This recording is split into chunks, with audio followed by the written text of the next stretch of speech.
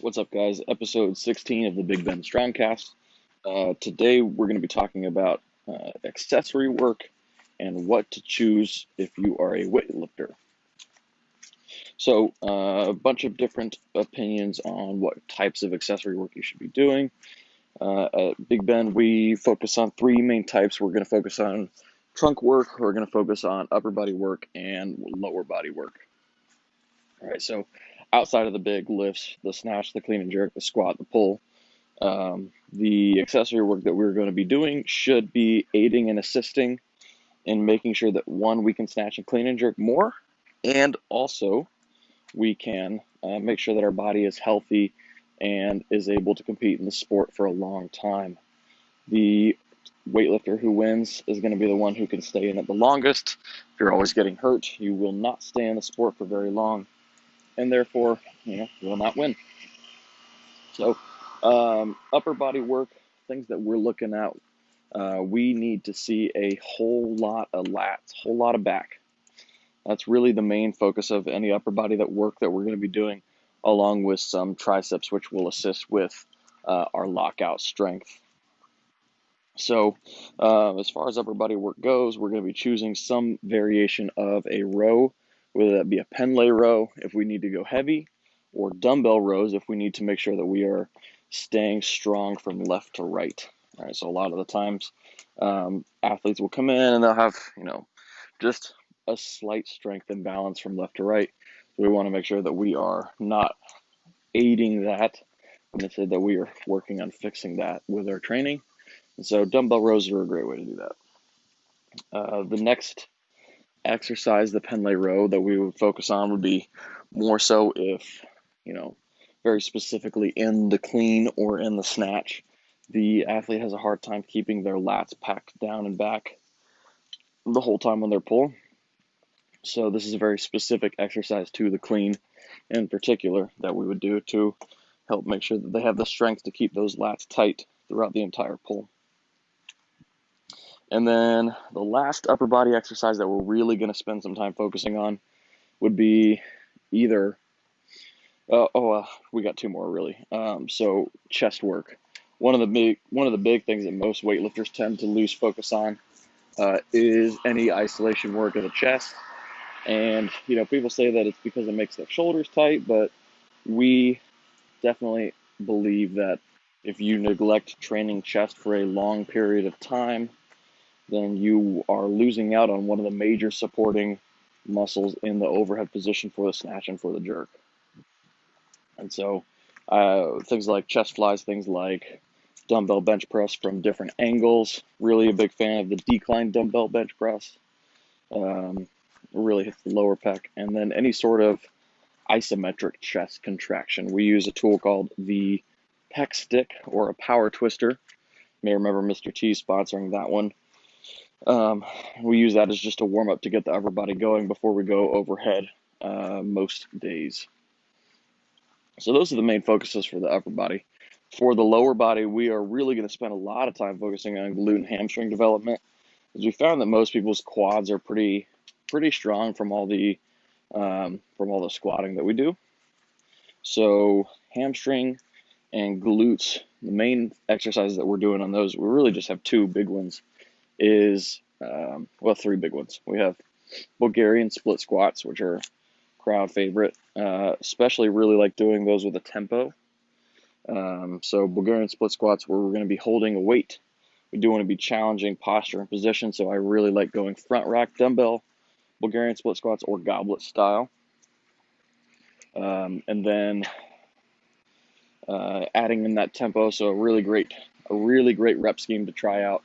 It's 5 sets of 5 with a 4-second tempo down and a 4-second tempo up. Learning how to move slow on the way down is really going to help get a good stretch in the hamstring and the glute, and then slow on the way up really helps build up some quad strength as well. So if you are lacking there, it will help with that.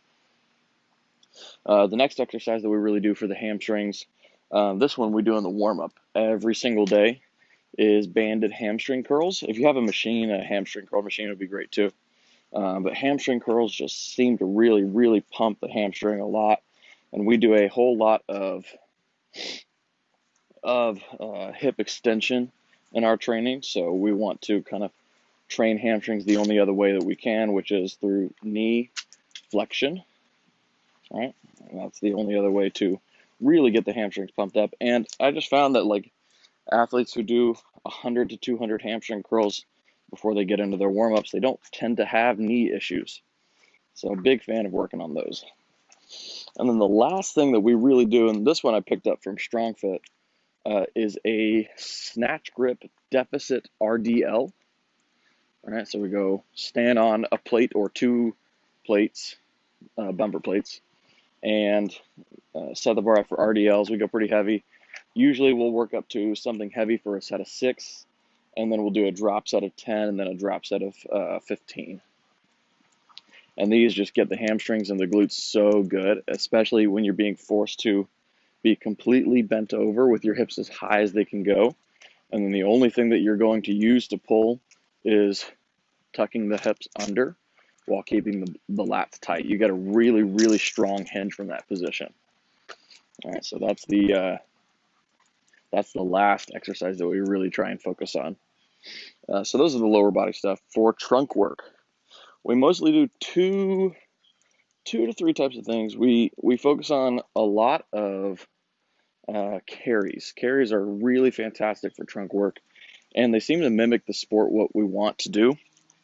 So for us, we're really just going to do abs because we need abs to support us when we're holding weight on the front rack position or back rack position or overhead. And so when we train core, we want to train carries in that same position.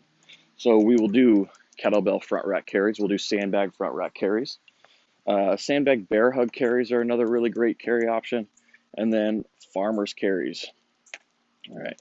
And if you really want to get, really want to take a step back away from how much weight you're using, but still get a lot of benefit out of it, a single arm carry is a really great option for that as well.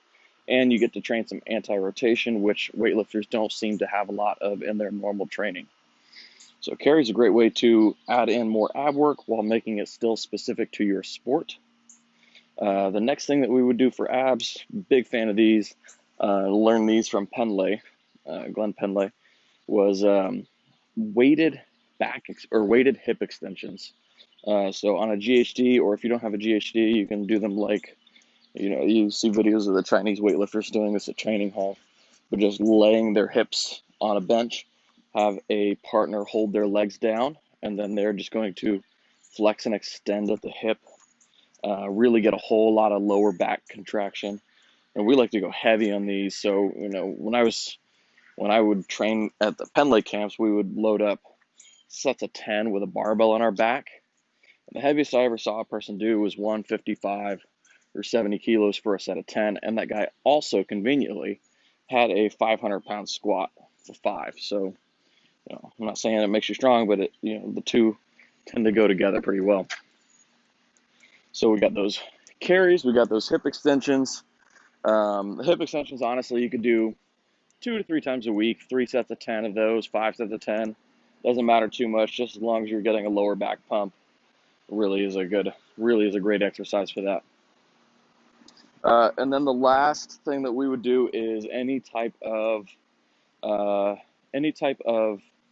crunching style movement. So it's not actually performing reps of it, but doing an isometric hold like a hollow body hold. It's really great for those.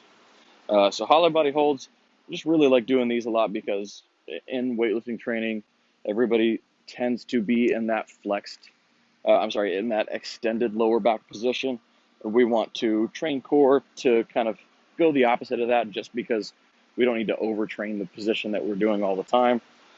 And we believe that anything that we're overdoing in our training with our accessory work, we should be kind of doing the opposite of that, just to make sure that we are staying balanced. All right, so hollow body holds, those last really great one. You can do these weighted as well. You can try adding in Russian twists with them. But anything that's really just going to force us to keep our abs contracted. Dead bugs is another good example of this. Keep our abs contracted and try and hold position for a long period of time. You'll find that a lot of really strong athletes can't hold a hollow body hold for a minute. And so We want to try and make sure that we are keeping our training, balanced. And if you are somebody who can clean and jerk 225, you should be able to do a hollow body hold for a minute. And if you can't, then you might have some weaknesses going on that are going to stop you down the road. So, you guys, that's basically it. That's how we pick which accessory movements we're going to do for weightlifting, and which ones we go with and why. So, for again, upper body, that is dumbbell rows, pendlay rows, tricep extensions, and chest work. So decline dumbbell bench press, chest flies, chest presses on a machine if you got one. Anything that's really going to get a pump there. For lower body, that's Bulgarian split squats, that's hamstring curls, and that's snatch grip deficit RDLs. And then for trunk work, heavy focus on carries, and then some focus on hip extensions on the GHD and ab work through hollow body holds. All right, guys. If you have any questions about this or how to program stuff like this, feel free to shoot me a message. We are working on a program right now. I hate the name of it, but I know it's going to work really well. We're calling it Ollie Building. So it's going to be a 2-day-a-week template style program that you can just fit into your normal training that has all the accessory work worked out for you, so you don't have to do the thinking. This is just going to cover the basics of what you should be doing in your normal training. So if you don't feel like you're getting that, or you want to add it in, want to supplement it, maybe you just want to get a little bit more jacked, this is going to be a great program for you. All right, guys, we'll catch you later.